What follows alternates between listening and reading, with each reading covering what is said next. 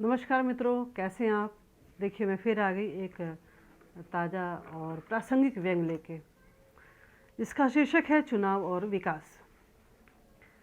देश के लोकतंत्र को बहाल और बेहाल करने में चुनाव का महत्वपूर्ण योगदान रहता है। चुनाव शब्द के वैसे तो बहुत सारे अर्थ हैं, पर शाब्दिक अर्थ 3 निकल रहे हैं। पहला, चुना और नाव, मतलब कि उस नाव को चुनना जो लोकतंत्र के लोक और तंत्र को ही पार लगा दे। दूसरा, चू और नाव, जिससे व्यवस्था की नाव ही चूने लगे। तीसरा, चुना और आओ, कि आओ चूना लगाओ।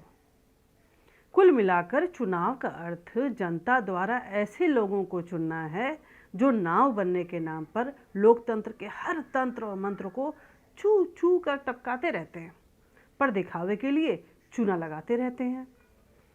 चुनाव एक जलसा की तरह है। इस जलसे के लिए महीनों पहले तैयारियां शुरू हो जाती हैं। इन तैयारियों में किसके साथ यारियां बैठेंगी, इनकी पारियां भी खेल ली जाती हैं। ये यारियां दिल मिलने की शर्त पे नहीं होती, बल्कि भविष्य में सीट दिलाने वाले दल के आधार पर तय होती है। इस दलदल के बाद ही प्रचार का सिलसिला शुरू होता है। प्राचीन समय में, यानी कि 20-25 साल पहले की बात है। जी हाँ, 5 या 10 सालों में ही चीज़ें सिंधु घाटी की सभ्यता से निकली हुई लगती हैं, तो ये तो 20-25 साल पहले की बात है। तो हम इसे अति प्राचीन समय भी कह सकते हैं, है ना। तो अति प्राचीन समय में पार्टी का एक प्रचारक रिक्शे में बैठ जाता था और भोपू में तेजी से प्रचार करता हुआ लोगों के कान और काम में दम कर देता था। आज इसकी जगह सोशल मीडिया ने ले ली है। ट्विटर से गुटरगू का खेल चलता रहता है। व्हाट्सएप एक चौराहा बन गया है जहां नेता टाइप के बंदे लोगों को बरगलाते रहते हैं। अपने सारे बरगलाऊ यंत्रों के सहारे वे इनबॉक्स में भी चले जाते हैं। जब मर्जी तब फेस दिखाकर फेसबुक में जनसभाएं कर लेते हैं। ऐसी बात नहीं कि ये सब ऑफलाइन नहीं होता, होता है, पहले से ज़्यादा हो रहा है, बल्कि ये तो कोरोना प्रूफ भी हो गया है। खैर, अब आते हैं चुनाव से मिलने वाले फायदों पर। जनता के फायदे देखें। जनता को तो ज़्यादातर लाभ चुनाव से पहले ही मिल जाते हैं। धरना, बैठक, गोष्ठी, ज्ञापन, हड़ताल आदि से इसकी मांगें पूरी हो जाती हैं।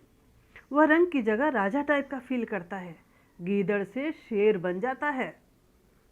चुनाव के बाद व्यर्थ के शोरगुल, प्रत्याशियों की आवाजाही, चंदा उगाही आदि से 5 साल तक बचाव हो जाता है। नेताओं को तो चुनाव के बाद ही लाभ मिलता है। जो जीतते हैं उसके दिन बहुरते हैं। वे अब गिनती में नहीं, बल्कि पहाड़े में ज़्यादा दिलचस्पी लेते हैं। उन्हें 2 दूना 4 और 4 दूना 8 ही अच्छे लगते हैं। उनकी प्रगति तेज गति से होती है। वे इसी प्रगति को देश की प्रगति भी मानते हैं। इसलिए वर्चुअली ही सही, अप्रत्यक्ष रूप से भी सही, देश भी विकास का सुख प्राप्त कर रहा होता है कि नहीं। तो दोस्तों, कहा जा सकता है कि चुनाव ने अति मनुष्यों के विकास में महत्वपूर्ण योगदान दिया है। अति मनुष्य वे हैं जिन्हें हम वोट देने चाहते हैं। ठीक।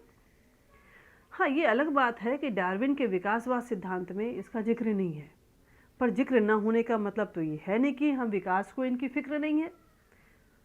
तभी तो विकास देश के आसपास मंडराए या न मंडराए, पर इनके चारों तरफ मंडराता ही रहता है, लिपटा ही रहता है। हाँ, चूँकि ये देश का प्रतिनिधित्व करते हैं, अतः आज़ादी के बाद से ही इनके विकास को ही हम देश का विकास मानते आए हैं और आगे भी मानते रहने में कोई बुराई नहीं है कि नहीं। तो दोस्तों, कैसा लगा ये व्यंग ज़रूर बताइएगा। अपनी महत्वपूर्ण बहुमूल्य टिप्पणियों से हमें ज़रूर अवगत कराइए, ज़रूर बताइएगा, ताकि अगले जो भी एपिसोड हम लेके आएँ हम उसमें कुछ सुधार कर सकें। धन्यवाद, बहुत बहुत धन्यवाद। Bye bye.